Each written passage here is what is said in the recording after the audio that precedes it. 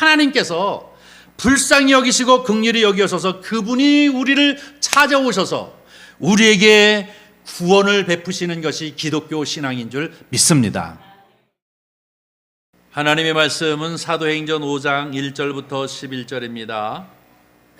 우리가 가지고 있는 성경 신약성경 194쪽 되겠습니다.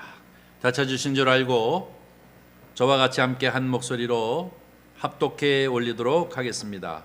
아나니아라 하는 사람이 그 아내 삽비라와 더불어 소유를 팔아 그 값에서 얼마를 감춤해 그 아내도 알더라. 얼마만 가졌다가 사도들 발 앞에 두니 베드로가 이르되 아나니아야 어찌하여 사단이 내 마음에 가득하여 내가 성령을 속이고 땅값 얼마를 감추었느냐. 땅이 그대로 있을 때에는 내 땅이 아니며 한 후에도 내 마음대로 할 수가 없더냐. 어찌하여 이 일을 내 마음에 두었느냐. 사람에게 거짓말한 것이 아니요 하나님께로다. 아나니아가 이 말을 듣고 엎드러져 혼이 떠나니 이 일을 듣는 사람이 다 크게 두려워하더라. 젊은 사람들이 일어나 시신을 싸서 메고 나가 장사하니라. 3시간쯤 지나 그의 아내가 그 일어난 일을 알지 못하고 들어오니 베드로가 이르되 그 땅 판 값이 이것뿐이냐 내게 말하라 하니 이르되 예 이것뿐이라 하더라. 베드로가 이르되 너희가 어찌 함께 꾀하여 주의 영을 시험하려 하느냐. 보라 내 남편을 장사하고 오는 사람들의 발이 문 앞에 이렀으니 또 너를 메어 내가리라 하니 곧 그가 베드로의 발 앞에 엎드러져 혼이 떠나는지라. 젊은 사람들이 들어와 죽은 것을 보고 메어다가 그 남편 곁에 장사하니 온 교회와 이 일을 듣는 사람들이 다 크게 두려워하니라. 아멘. 오늘 이 시간 우리가 함께 은혜를 나눌 제목은요, 어찌하여 사단이 내 마음에 가득한가입니다. 저를 한번 따라해 주세요. 어찌하여 사단이 내 마음에 가득한가. 한 번 더 하겠습니다. 어찌하여 사단이 내 마음에 가득한가. 네, 우리는 연일 지금 사도행전을 보고 있습니다. 교회의 탄생은 오순절 마가의 사락방에 성령이 강력하게 역사하심으로 최초의 교회인 예루살렘 교회가 탄생했습니다. 우리는 이때부터를 교회 시대라고 얘기하고 있고 또 성령을 통해서 교회가 생겨났기 때문에 성령 시대라고 얘기하고 있습니다.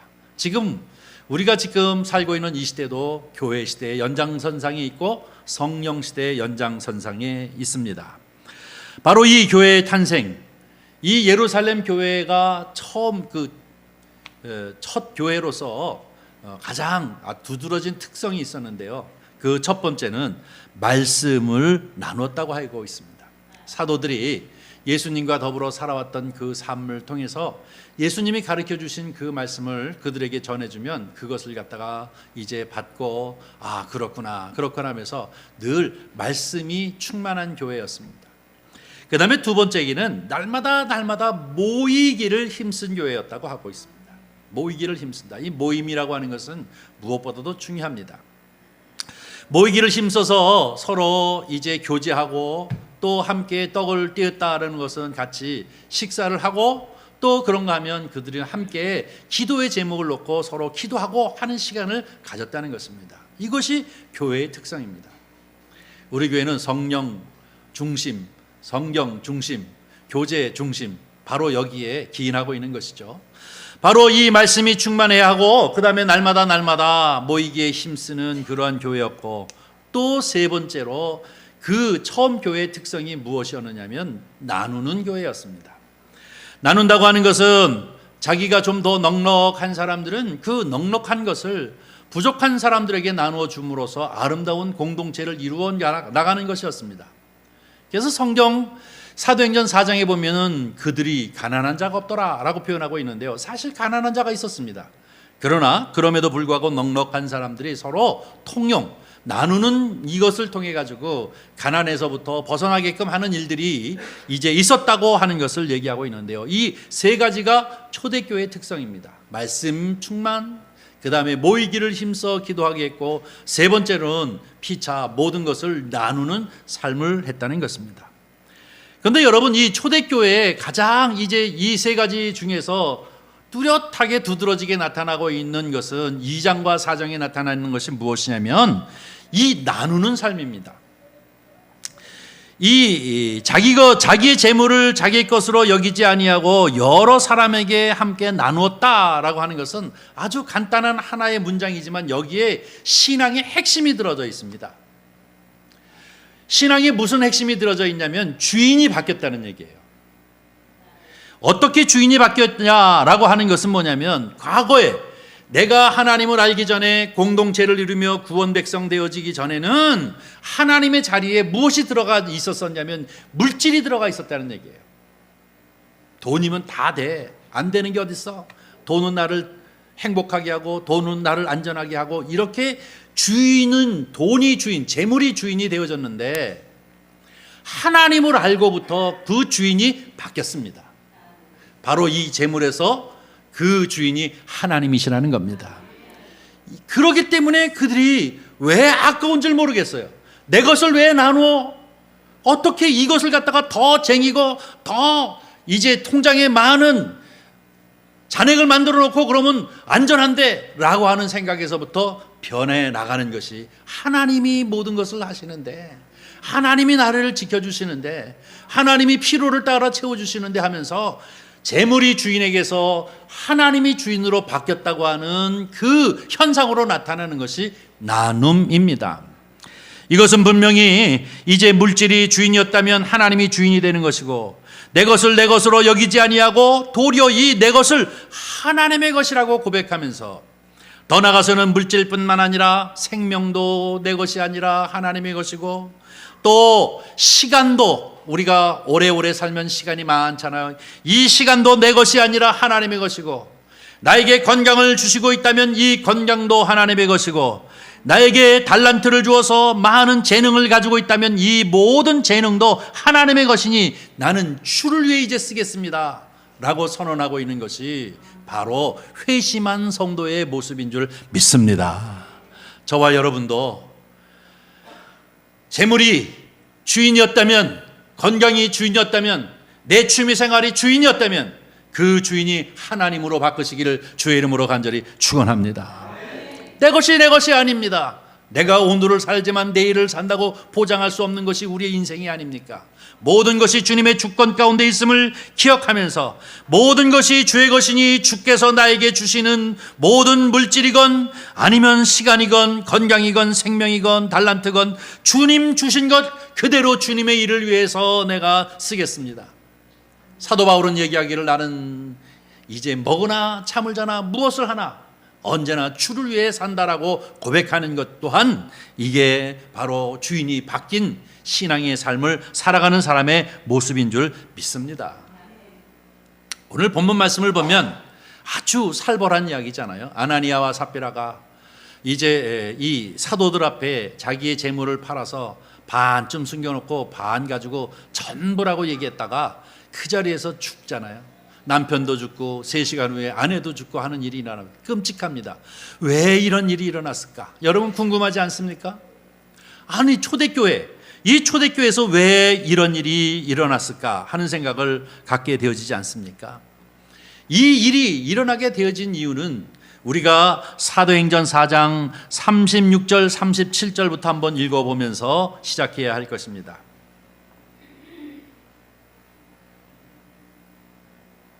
다 같이 함께 읽겠습니다. 구브로에서 난 레위 족속 사람이 있으니 이 이름은 요셉이라. 사도를 일컬어 바나바라, 번역하면 위로의 아들이라 하니, 그가 밭이 있음에 팔아 그 값을 가지고 사도들 발 앞에 두니라. 아멘. 바나바, 여러분이 잘 알고 있는 이 바나바, 여러분 이 바나바가 자기의 밭을 팔아서 사도들 앞에 두었다라고 하는 것은 무엇입니까? 자기의 재산을 팔아서 이제 사도들 발 앞에 두었다는 것은 헌금을 했다는 것입니다. 이것을 가지고 사도들이 가난한 자들에게 나누어 줬다라고 하는 것이죠. 그래서 이 사람의 이름은 요셉이었는데, 사람들이 별명을 붙였습니다. 바나바라라고 하는 이름으로 별명을 붙였는데, 이 바나바라고 하는 것을 번역하면 뭐라고요? 위로의 아들. 위로의 아들이라는 거예요. 그러니까 이게 칭찬이죠? 칭찬이에요. 욕이 아니라 칭찬. 이야, 대단한 사람이 바나바, 대단한 사람이라는 거예요. 왜? 주인으로 모시고 있었던 모든 재물을 팔아 하나님을 위해서 쓰겠다라고 그것을 팔아가지고 바로 사도들에게 주어서 사도들로 하여금 공동체의 여러 사람들, 어려움에 있는 사람들, 이 궁핍한 사람들에게 나누어 주는 일들을 감당했으니 많은 사람들이 그에게 칭송을 했다라고 하는 것이 오늘 본문 말씀입니다. 아주 구체적으로 얘기하고 있습니다. 그는 레위 족속입니다. 12지파 중에 레위 지파에 속한다는 얘기죠. 구브로 사람이라고 얘기하고 있습니다. 구브로는 이스라엘 나라 바로 이 지중해 쪽에 한 섬이 있는데요, 그것을 구브로라고 얘기하고 오늘날에는 여기는 키프로스라고 하는 나라이기도 합니다. 그런데 거기에다가 이제 거기에서 살았던 사람이고, 이 사람은 바로 위로하는 사람이다 라고 얘기하고 있는데요, 회심한 사람이 분명한 것입니다. 주인이 물질이 아니라 바로 하나님이기 때문에 하나님의 나라 일을 도모했던 것을 봅니다. 이것을 가만히 기억하면서 우리가 지난주에 봤던 이 4장은 초대교회 교회에 큰 외부적인 핍박이 있었죠. 어떤 핍박입니까? 사두개인, 그리고 성전 맡은 사람, 그리고 대제사장과 그 문중들이 베드로와 요한을 잡아서 죽이려고 했어요. 베드로와 요한을 잡아서 그만 죽여버리라고 이렇게 했는데, 베드로와 요한이 어떻게 합니까? 내가 하나님의 말을 듣는 것이 나으냐, 너희 말을 듣는 것이 나으냐, 너희는 한번 생각해보라 라고 하면서 신앙적 강력한 고백으로 그들을 이겼습니다. 그들을 이겨서 그만 그들이 신명기 13장에 있는 말씀을 가지고 그들을 돌로 쳐 죽여버리고자 했지만, 사람들이 너무나도 두려워서 베드로와 요한을 내놓지 않습니까? 풀어주고 맙니다. 이로 인하여서 예루살렘 교회는 더 기세가 등등했고, 더 5천 명이 회개하면서 막 확산하고 부흥하는 역사가 일어났던 것입니다. 이렇기 때문에 결국은 이 바나바는 결국 이렇게 재물을 팔아서 갖다 바치는 일들을 감당했습니다. 그래서 많은 사람들이 그를 향하여서 이렇게 칭찬하게 되어졌는데, 문제는 5장으로 넘어가면서부터 문제가 생기기 시작합니다. 어떤 문제가 생깁니까? 바로 이제는 외부로부터 핍박이 오는 것이 아니라 내부의 문제가 생기기 시작했습니다. 교회 안에서 교회를 흔들 만한 그런 일들이 생기게 되어졌는데요, 이것을 우리는 오늘 이 아침에 잠깐 생각해 보려고 합니다. 먼저 우리 신앙부터 한번 점검해 봐야 합니다. 이 기독교의 신앙과 세상에 얘기하고 있는 이 종교라고 하는 것과는 어떠한 차이가 있는지를 우리는 분명히 알아야 합니다. 그래야 오늘 본문 말씀을 이해할 수가 있습니다. 먼저 우리의 신앙은 어디서부터 출발하고 있는가 하는 것을 분명히 알아야 합니다. 보편적으로 이제 사전을 찾아보면 종교라고 하는 것은 무엇이냐? 한계가 있는 인간이 자신의 삶 가운데서 어려움에 직면하여 있을 때 절대자를 찾아가서 도움을 구하는 행위, 이것이 바로 종교 생활이라고 얘기하고 있습니다. 한계가 있는 삶에 있어서 여러 가지 한계가 인간이 얼마나 많이 있습니까? 그 한계가 있는 인간이 삶을 살아가는 데 있어서 어려움에 직면해 있을 적에 절대자, 나보다 더 힘이 많은 절대자를 찾아가서 그분에게 도움을 요청하는 행위, 이것을 종교라고 이렇게 얘기합니다.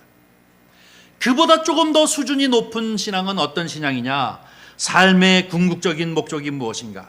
삶의 의미가 무엇인가 하는 것을 철학적으로 생각해서 그것을 알려고 힘쓰는 것을 우리는 종교라고 이렇게 얘기를 합니다. 인간이 절대자를 찾아가서 그에게 도움을 받으려고 하는 것, 이것이 사전에서 얘기하고 있는 종교 혹은 종교 생활이라고 얘기하는데요, 기독교는 여기에 속하지 않습니다.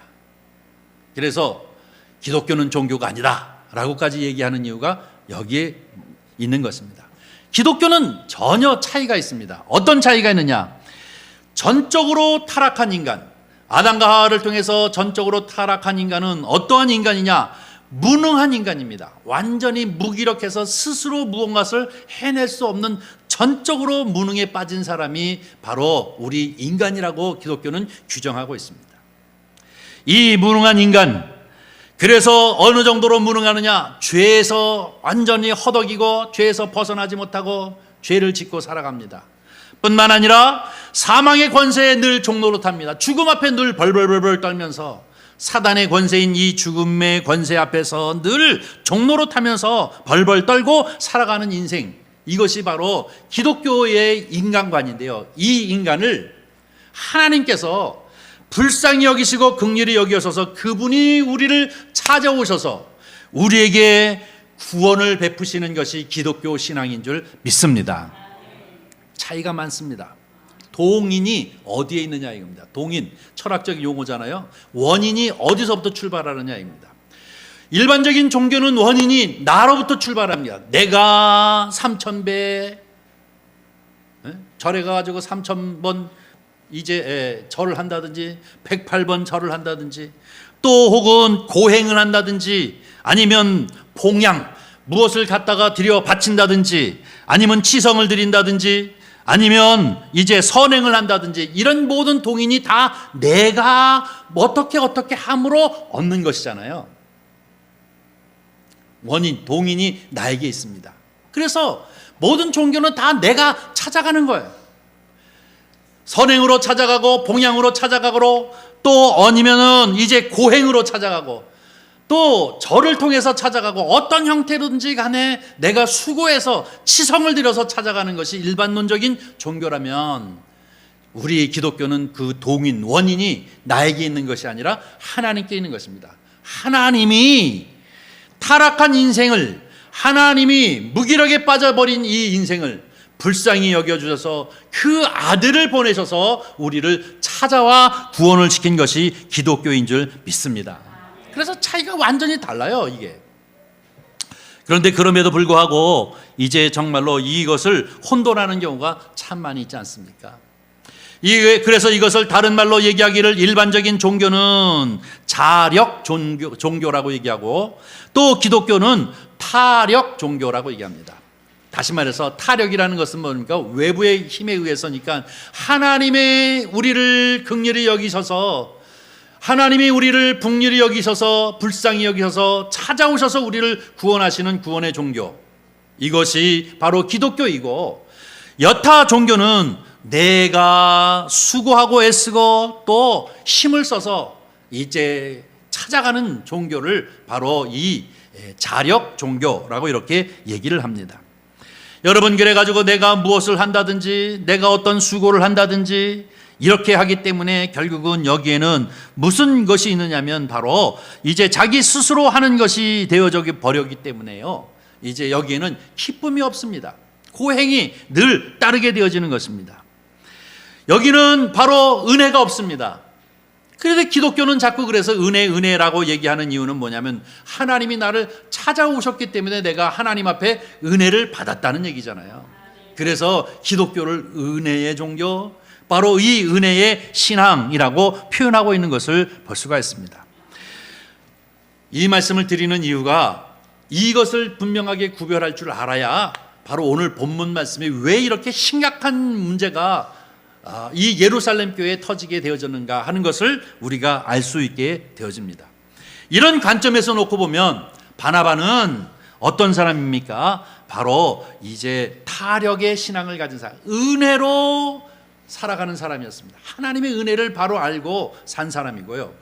아나니아와 삽비라는 자력 종교입니다. 내가 무엇을 해야만 사람들에게 칭찬을 받고 내가 무엇을 해야만 하나님이 나에게 복을 주신다라고 생각했던 이 잘못된 인식을 가지고 있는 사람들이 바로 이 아나니아와 삽비라였음을 볼 수가 있습니다. 여러분, 이 출발점이 완전히 다른 것이죠. 나로부터 출발하느냐 하나님으로부터 출발하느냐, 이것에 따라서 우리 신앙이 완전히 달라집니다. 교회 안에서 감사 하나님의 은혜입니다, 감사합니다 그러면 이 진리를 알지 못하는 사람들은 왜 저래? 교인들은 이상해, 아주 위선자야, 이렇게 얘기할 수 있어요. 그러나 하나님이 우리를 찾아오셔서 완전히 무능력 상태에 빠져 있는 우리의 인생들, 죄악과 그리고 사망의 권세 아래 종로로 타고 있는 아주 처참한 인생들을 불쌍히 여기서 아들 예수 그리스도를 통해서 우리에게 구원을 이루시는 것이 바로 기독교의 구원이다라고 하는 것을 알면 그 진리 가운데 근거하고 있으면 내가 주의 백성인 것, 내가 하나님 앞에 예배자가 된 것, 이것은 바로 주의 은혜이구나, 주님의 은혜입니다, 주님의 은혜입니다 라고 이렇게 고백하게 되어지는 줄 믿습니다. 바나바가 자기의 밭을 팔아서 이 사도들에게 그 값을 내어놓은 것은 하나님의 은혜가 크기 때문에, 나 같은 사람을 구원하신 아들 예수 그리스도가 이 세상에 오셔서 고난당하신 것에 관하여 그 은혜가 크기 때문에, 받은 바 은혜가 크기 때문에 그 감사하는 표현으로 자기의 모든 것을 하나님 앞에 들여 바친 것이 바나바의 헌신임을 믿습니다. 근데 아나니아와 삽비라는 그게 아니라는 거예요. 흉내를 냈어요. 왜 흉내를 냈습니까? 여기에 은혜가 있었던 것이 아니라 저 사람이 사람들에게 인정받고 칭찬받네? 나도 그러면 칭찬 좀 받아야 되겠다.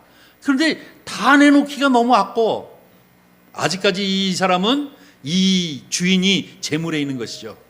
그렇지만 그럼에도 불구하고 칭찬받고 싶은 마음이 있기 때문에 이것을 팔아서 반은 숨기고 반을 전부인 것처럼 내놓았습니다. 이것에 관하여서 바로 이 사람은 무엇입니까? 동인이 어디에 있느냐? 자기 자신에게 있는 거예요. 탐욕에 있는 거예요. 결국은 이것도 갖고 저것도 갖고 싶다라고 하는 이 탐욕에서부터 출발하기 때문에 이 사람은 자력 신앙을 가지고 있는 사람입니다. 여러분이 잘 알다시피 이 일로 인하여서 어떤 일이 생각되어집니까? 베드로가 어찌하여 사단이 내 마음에 가득하냐라고 이렇게 얘기하고 있지 않습니까? 어찌하여 사단이 내 마음에 가득하냐, 이것입니다. 여러분, 은혜가 없으면 기쁨이 없습니다. 은혜가 없으면 감사가 없습니다. 은혜가 없으면 늘 형식과 외식에 빠질 수밖에 없는 것입니다. 남에게 흉내를 내서 그 흉내를 통해서 무언가 인정받고 칭찬받으려고 하는 것이 바로 이것이 문제인 것입니다.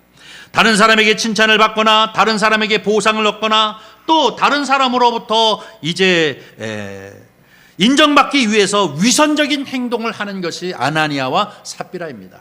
그래서 항상 얘기하지만 또 얘기하고 또 얘기하지만 이 교회는 은혜의 시스템으로 돌아가야 될 줄 믿습니다. 하나님 앞에 은혜 받은 자들의 모임이에요. 에클레시아가 그거라고 얘기하지 않습니까? 세상으로부터 부르심을 입은 사람들의 모임이 교회란 말입니다. 어떻게 부르심을 입었습니까? 하나님이 찾아오셔서 완전히 무기력한 인생으로 하여금 진리를 알게 하고 구원을 이끌어서 그 구원의 기쁨이 무엇인지를 아는 사람들이 2명, 3명, 4명, 5명, 6명, 10명, 100명, 1000명 모여가지고 공동체를 이루고 있는 것을 우리는 교회라고 얘기하는 것입니다. 그러니 여기는 무엇이 있어야 합니까? 은혜만 있는 거예요. 하나님의 은혜만 있는 거예요. 내가 은혜로 구원받았고 하나님의 은혜로 내가 살지, 하나님의 은혜로 내가 이렇게 건강하지 라면서 오직 사나 죽으나 나는 주를 위해 살겠다라고 고백하는 사람들이 모임 공동체가 바로 이 교회 공동체인 줄 믿습니다. 헌신을 하는 것도 은혜로 하는 것이고, 음식을 준비하는 것도 은혜로 하는 것이고, 그리고 성가대가 찬양을 하는 것도, 예배자로 예배하는 것도 모두 다 여기 은혜가 있어서 은혜로 하는 것이기 때문에 여기는 문제가 없어야 됩니다. 자랑이 없어야 됩니다. 왜 저 사람이 나를 왜 안 알아줘? 저 사람이 왜 나를 무시해? 이런 것이 없어야 됩니다. 왜? 다 은혜로 하는 것이기 때문에 그렇습니다. 그런데 아나니아와 삽비라는 그런 문제가 아니고 바로 사람들 의식하면서 하는 이 자력적 종교를 가지고 시작한 것이기 때문에 여기 지금 사탄아, 네 마음에 어찌 사단이 가득한가 라고 베드로가 지명하여 얘기하고 있는 것이 오늘 본문 말씀입니다. 문제는 무엇이냐? 감추었다는 게 문제 아닙니까? 이 감춘 것은 처음부터 네 것이고 팔을 구워도 네 것인데 굳이 왜 가지고 반은 감추고 갖고 와가지고 왜 지금 속이느냐, 이거 하나님을 속이고 성령을 속이느냐라고 이렇게 표현하고 지적하고 있는 것입니다. 여기서 감춘다라고 하는 것은 무엇을 의미하고 있습니까? 바로 자기를 속이는 것입니다.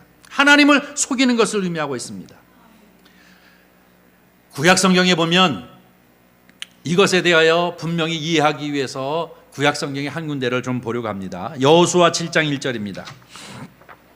여호수아 7장 1절 우리 한번 같이 읽겠습니다. 시작. 이스라엘 자손들이 온전히 바친 물건으로 말미암아 범죄하였으니 이는 유다 지파 세라의 손자가 갈미의 아들 아간이 온전히 바친 물건을 가졌습니다. 여호와께서 이스라엘 자손들에게 진노하시니라. 여기서 가졌습니다 라고 표현하고 있는데, 이 가졌음과 감추었다라고 하는 것과는 동의어입니다. 똑같은 헬라 언어와 히브리 언어가 똑같은 의미를 가지고 있는데요, 이 얘기가 지금 무슨 얘기냐, 아주 1절만 봤습니다마는 이스라엘 백성들이 모세를 통해서 출애굽을 하지 않습니까? 출애굽을 해가지고 40년 동안 광야 생활을 마치고 저 모압 평지에 다 모입니다. 지금까지 이끌어온 사람은 모세예요. 근데 하나님께서는 이제 모세, 너는 여기까지야. 그리고 다음 이제 지도자를 뽑아서 그를 통해 가지고 저 약속의 땅인 가나안 땅을 정복해라. 그래서 세운 사람이 여호수아입니다. 모세는 여기까지입니다. 그래서 마지막에 신명기서는 마지막 이스라엘 백성들을 총회 모두 다 모아놓고 그들에게 설교하는 것이 신명기서였습니다. 그리고 난 다음에 여호수아를 중심으로 해서 이제 이 요단강을 건너가지고 저 가나안, 하나님께서 아브라함으로부터 시작해서 족장 시대에서부터 약속해 주시고 약속해 주신 이 젖과 꿀이 흐르는 땅인 가나안 땅을 점령해 들어가는데 이미 거기는 7 족속들이 살고 있었습니다. 이것을 점령해 들어가는 것은 전쟁을 통해서 들어가야 하는데요, 이 전쟁은 이스라엘 백성의 전쟁이 아니라 하나님의 전쟁이었습니다. 제일 첫 번째 전쟁이 무엇입니까? 여리고 전쟁입니다. 여리고 전쟁을 하는데요, 이 여리고 전쟁을 하게 되면 그 철옹성같이 이제 이 요새화되어져 있는 그러한 여리고였습니다. 성곽으로 둘러싸였고 두꺼운 성곽으로 둘러싸여서 이것을 도저히 무너뜨릴 수 없는 이스라엘 백성들이었습니다.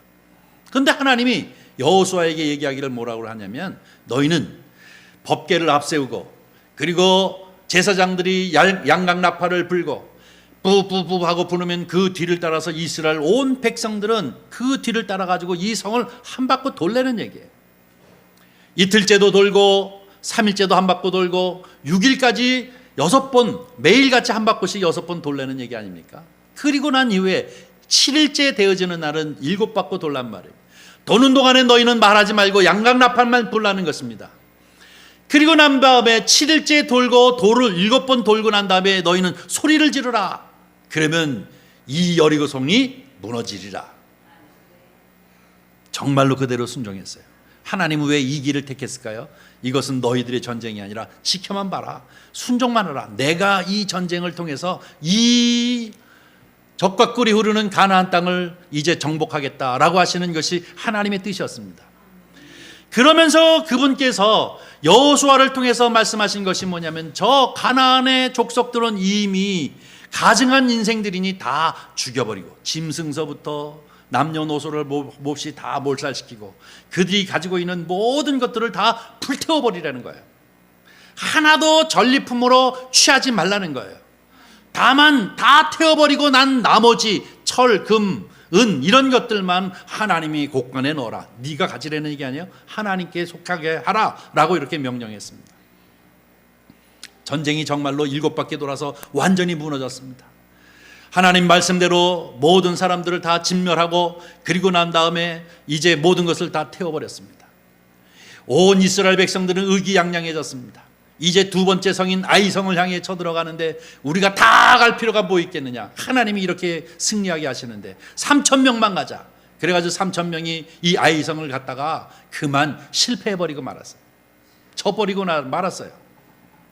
또 의기소침해진 거예요. 리더자인 이 여호수아가 하나님 앞에 엎드려 기도했습니다. 하나님이여 슬프도소이다. 어찌 우리에게 이렇게 전쟁에 지게 해가지고 우리를 이렇게 곤욕에 빠뜨리게 하십니까? 라고 했더니 여호와 하나님의 음성이 들렸습니다. 뭐냐?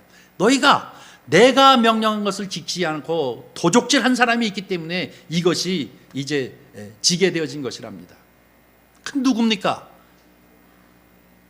그래서 지파별로 가족별로 쭉 아니다. 그런데 누가 지금 잡혔어요? 아간이 잡히고 말지 않습니까? 아간이 몰래 감추었어요. 전리품의 일부를 감추어가지고 어디다 숨겨놓고 마치 안 그런 것처럼 이렇게 하고 있다가 이런 일이 일어나고 만 것입니다. 그래서 어떻게 두 번째 전쟁에 있어서 실패를 하게 되어지는 것이 여호수아 7장에 나타나고 있는데요. 사랑하는 성도 여러분, 바로 여호와 하나님께서 명하신 것, 이것을 갖다 어긴 것입니다.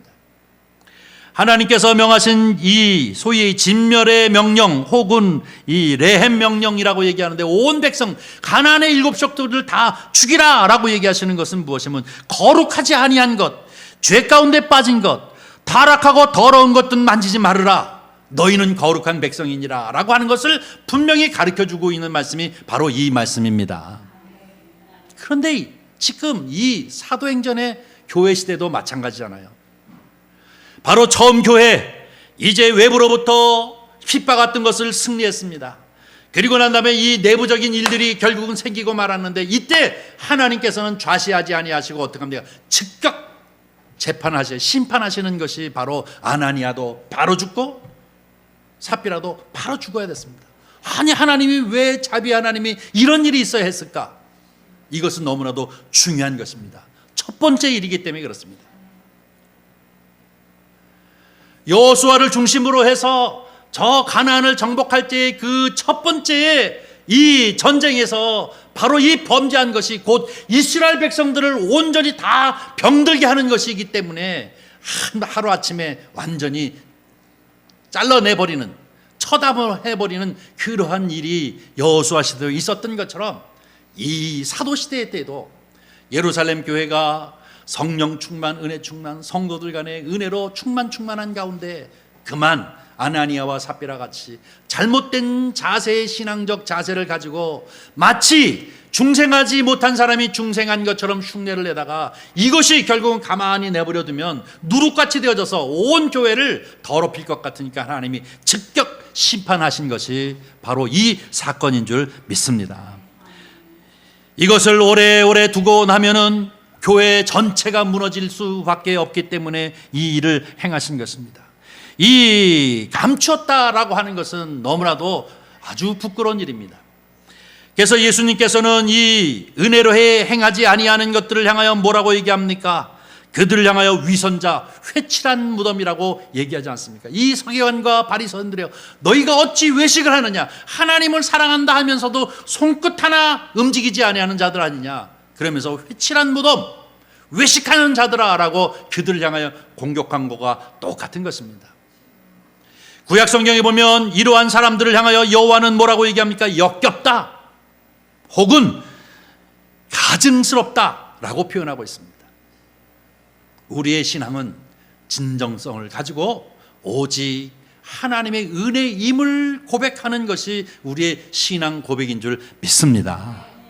이 은혜가 없음에도 불구하고 마치 이것이 있는 것처럼 재산을 팔아 반은 숨기고 반은 하나님 앞에 바쳐서 하나님을 속이고 성령을 속이는 것, 하나님의 영을 속이는 것은 잘못되어진 것이라고 바로 처단하면서 아나니아도 죽고 3시간 후에 그 아내와 같이 공모했기 때문에 그 아내도 죽는 살벌한 문제가 이게 일어나고 있는 것이 오늘 4장 말씀입니다. 오늘 우리가 함께 읽은 본문 말씀 3절과 4절을 다시 한번 읽어보도록 하겠습니다. 3절 4절입니다. 네, 다 같이 읽습니다. 시작. 베드로가 이르되 아나니아야, 어찌하여 사단이 내 마음에 가득하여 내가 성령을 속이고 땅값 얼마를 감추었느냐? 땅이 그대로 있을 때에는 내 땅이 아니며 판 후에도 내 마음대로 할 수가 없더냐? 무엇입니까? 네가 가지고 있으면 그대로 되는데 은혜 없이 마치 다른 사람의 이목을 바나바와 같은 이 시샘을 가지고 이 흉내를 냈다가 결국은 이 부부가 죽고 마는 것을 볼 수가 있습니다. 사랑하는 성도 여러분, 이 공동체를 무너뜨릴 수 있는 것은 하나님이 과감하게 잘라버리는 모습을 볼 수가 있습니다. 여러분, 창세기를 보면 아담과 하와가 저 에덴 동산 중앙에 있는 선악과를 먹지 말라, 이렇게 처음 역사의 시작부터 그 부부가 타락함으로 우리의 인생이 이제 정말로 죄악 가운데 빠져버리고 말지 않았습니까? 이스라엘 백성들이 출애굽해서 40년 광야의 생활을 통하여서 거룩한 백성으로 훈련시켜 놨는데, 그들이 저 적과 꿀이 흐르는 가나안 땅을 정복하는데 제일 첫 번째부터 이 아간이 범죄하여 하나님이 극단적인 이제 심판을 행하시는 것을 볼 수가 있습니다. 뿐만 아니라 이 사도 시대요, 성령 시대요, 교회 시대에도 이 승승장구하는 예루살렘의 하나의 문제, 아나니아와 삽비라가 결국은 진리요 생명이요 은혜가 무엇인지를 알지 못하는 사람들이 마치 흉내를 내는 가증함과 이 더러움, 역겨운 행동을 하는 것을 하나님은 용납하지 아니하고 그들을 처단해버리는 것을 볼 수가 있습니다. 사랑하는 성도 여러분, 교회의 거룩성을 드러내 보이는 것이 바로 이 사도행전 5장의 말씀인 줄 믿습니다. 우리 선한이웃교회, 아니면 저와 여러분은 언제나 하나님의 은혜가 충만해야 될 줄 믿습니다. 우리 교회는 은혜의 시스템 안에서 돌아가야 합니다. 아니, 선한이웃교회가 아니라 모든 존재하고 있는, 지구상에 존재하고 있는 교회는 어디를 기반하고 있느냐? 하나님의 은혜를 기반해야 하는 것입니다. 하나님이 나를 찾아오셔서 나 구원 백성 만드셨는데, 내가 지옥불에 떨어지거나 무능에 빠지지 아니하고 구원 백성 되어졌는데 하는 이 기쁨과 긍지와 자부심, 이 은혜를 감사해서 하는 모든 행위가 우리의 신앙생활인 줄 믿습니다. 이것을 흉내내서는 안 되는 것입니다. 하나님을 속이는 것이고 나를 속이는 것이기 때문에 이것을 용납해 나가면 결국은 공동체 전체가 무너진다고 하는 사실을 이제 하나님은 아시기 때문에 여호수아 시대가 됐건 아니면 사도 시대가 됐건 이것을 갖다가 심판해 나가시는 것을 볼 수가 있습니다. 오늘 본문 말씀 11절을 마지막으로 읽고 마치려고 합니다.